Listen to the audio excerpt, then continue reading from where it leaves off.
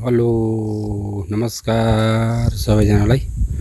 आज म यो हाते ट्र्याक्टरले यो ड्याङ बनाउने हलो है, यो ड्याङ बनाउने हलो। यसैले ड्याङ बनाएको, मैले ड्याङ बनाएको छु। यसरी भिडियोमा देख्न सक्नुहुन्छ। यसरी चाहिँ मैले ड्याङ बनाएर यो मल हालेर मैले माथिबाट अदुवाको टुक्रा पनि राखिसकेको छु र अब यसलाई माटोले पुर्न मात्रै बाँकी छ।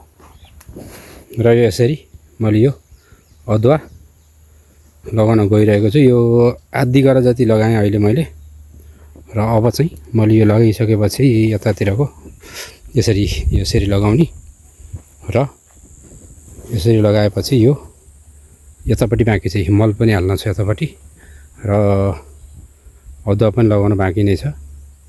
ड्याङ रेडी भइसकेको छ र यसलाई मैले अब पुरा गरेर अनि माटोले छोप्ने छु भन्दै भिडियो मन परेदेखि लाइक कमेन्ट सेयर गरिदिनु होला भन्ने आशा राख्दै बिदा हुन्छु। धन्यवाद।